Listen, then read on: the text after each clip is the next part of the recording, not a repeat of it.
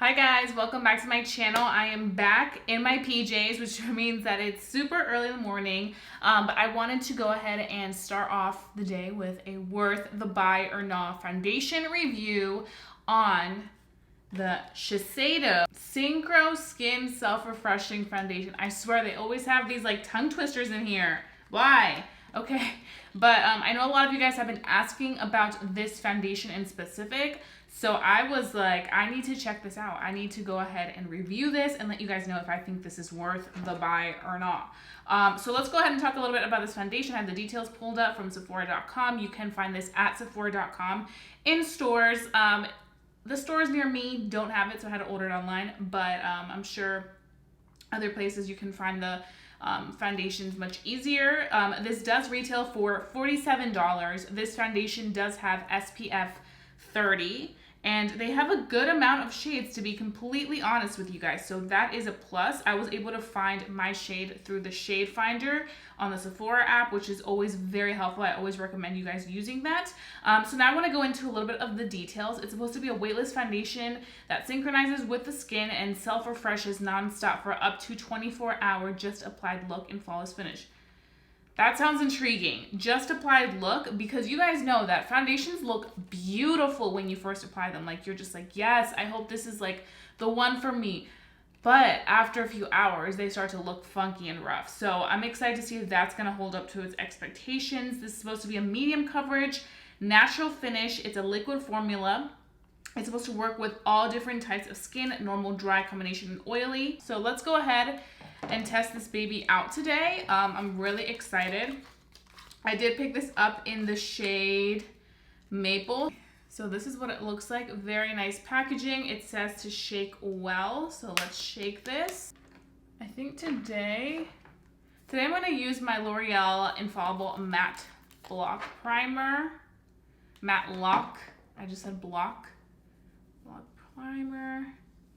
And I'm just going to be applying this all over my face. Okay, so I'm going to be using my damp sponge, and I'm going to be using a kabuki brush, and I'm going to be switching it up. I'm going to be using my IT Cosmetics heart-shaped kabuki. So it comes like this, and you just twist it, and that's how your product comes out, which is good so that you don't have product just coming out. So this is what we look like right now. It's a little bit runny, but it's not like anything too intense where you're like, this is going too fast. So I'm going to bring you guys in closer so we can go ahead and get started on this side with our sponge. The consistency of this foundation feels very velvety. It feels like it's going to be a little bit more on the full coverage side, even though it does claim to be a medium coverage. I'm going to be using I just got the foundation on it. I'm going to be using my sponge by e.l.f.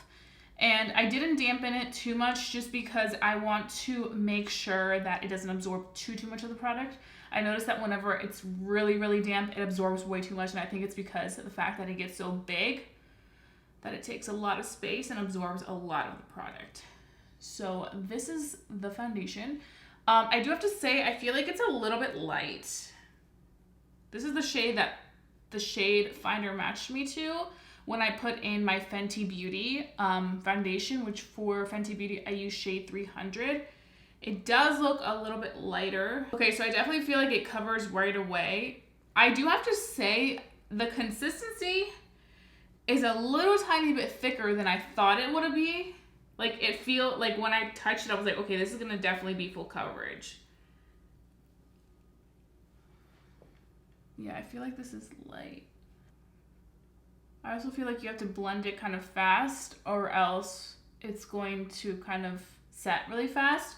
I do feel like the finish is velvety, because that's just how it feels like when I felt it, and then when I touch it, it is very sticky. Very sticky product. This is my side that has nothing on. This is the side that has the foundation on. Nothing on. Foundation. I think with one pump, we're good for this side with the sponge. The sponge definitely didn't absorb too much of the product, which is great. I think I'm going to go ahead and use a little tiny bit less with the brush, because I know the brush is going to definitely make that look fuller coverage. I personally feel like this is more so of a full coverage foundation. I don't know, just by the way that it felt and by the way that it went on. You know, maybe another reason why the foundation looks a little bit light, because the shade finder on Sephora never fails me. Like, it's always spot on. I feel like another reason why it probably looks light on me is because it has sunscreen in it. That's just my prediction, but I feel like that could be one of the reasons why it does look a little bit lighter. But let's go ahead and pump some out. And I just like to dot it all throughout my face. The foundation looks a little dry. I don't know why.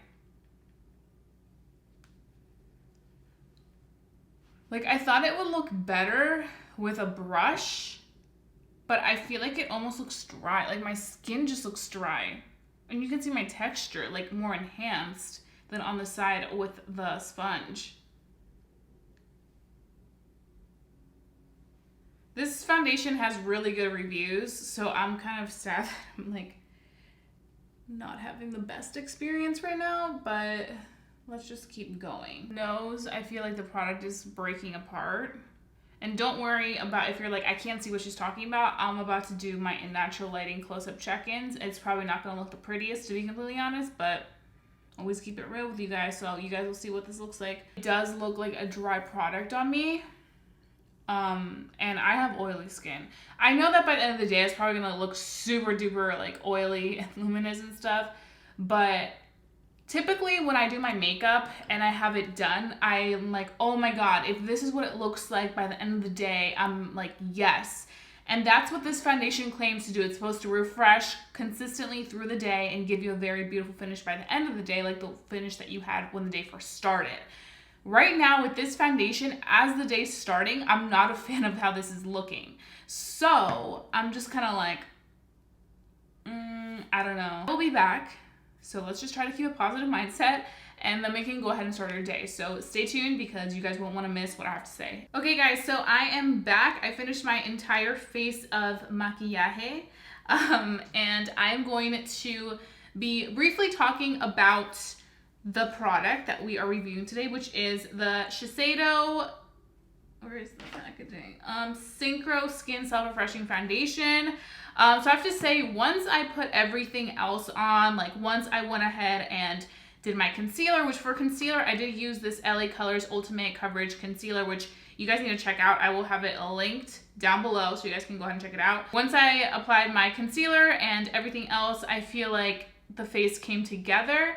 The face looks nice right now. I do feel like I still am having those dry patches, especially on the side where we went in with the brush. I think a lot of it has to do with the fact that, I don't know, I feel like the consistency of the foundation is a little on the weird side. Like, it's a little thick and like it can easily separate. So I would say use a sponge to apply it. I think that's your best bet. But I do appreciate the fact that this does contain that 30 SPF.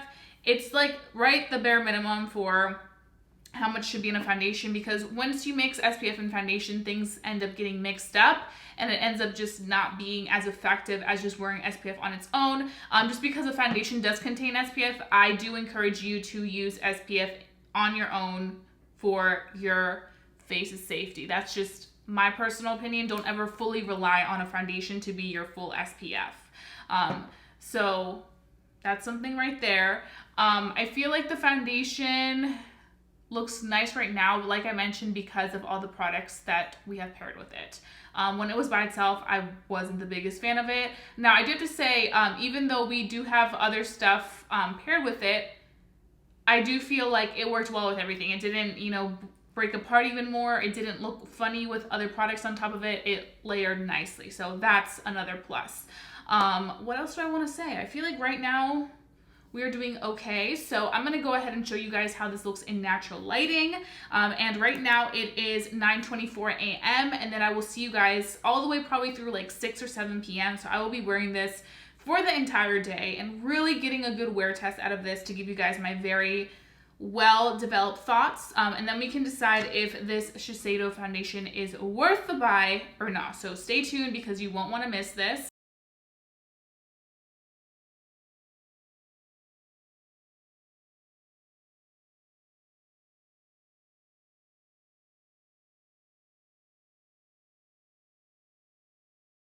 about to be 6 p.m. and I'm ready to take off this makeup because honestly, guys, I'm not the biggest fan of this on me. I know some people may love this, but I just feel like for me, it's not working out. A little clip of how my skin looks. As you guys can see, I am dewy. And I just feel like it enhanced my texture a lot. Like, I don't know. I just feel like my texture looks more enhanced than with other foundations. That whole like self-refreshing, I just don't really see it working for me. I also feel like the sunscreen in this foundation is kind of making me irritated a little bit because I feel like I'm noticing more texture pop up. And I feel like it may be because of the fact there's sunscreen. I'm very, very specific and selective with sunscreen that goes on my skin just because with my rosacea, I can't have any type of sunscreen. It has to be particular one, which currently is my Elta E and my Seriously Fab Zinc It Over. These two are great for that, but anything else just can really mess with it. And I just feel like this foundation isn't the best fit for me. I also feel like if you do have very oily skin, you will not like this because you will be getting dewy through the day. I feel like more so for somebody that has normal and combination skin, I think you will enjoy this. I do have to say, I feel like the formula in this foundation is a little bit thick, or like, I don't know. It's a weird formula that I feel like even for my dry skin people, it may not be something that you enjoy, because I did notice that it did kind of cling onto a lot of like little areas and dried up. So that's just something to note. I was expecting a lot more. I know, like I mentioned, for some people this is like their holy grail, but for me, it honestly didn't work out. I have to say that I don't think that this Shiseido foundation is worth the buy. I'm gonna keep trying other products. I just feel like there's nothing that truly stood out to me with this foundation for the price that I paid. I want to say this foundation was like, what, $47? Let me just go ahead and make sure, because I just want to be correct when I'm giving you guys my info. I just feel like there's more stuff out there, and this one for me just wasn't my favorite. So yeah, I'm sorry that I was like kind of like ugh, but you guys know I always like to give you guys my honest feedback and how things work on my skin, and how it looks, and just really give you guys the in-depth of it. So I really hope that this was very useful for you guys before you go out and spend the money on it. If you have tried it, let me know your thoughts down below. Would love to know. Maybe you guys could inspire me in another way. But don't forget to hit that subscribe button if you haven't done so already. Become a member family here on YouTube, because I wouldn't want you guys to miss my videos for the world. And that being said, I love you guys so much, and I'll be seeing you guys very, very soon for a brand new video. Bye, guys.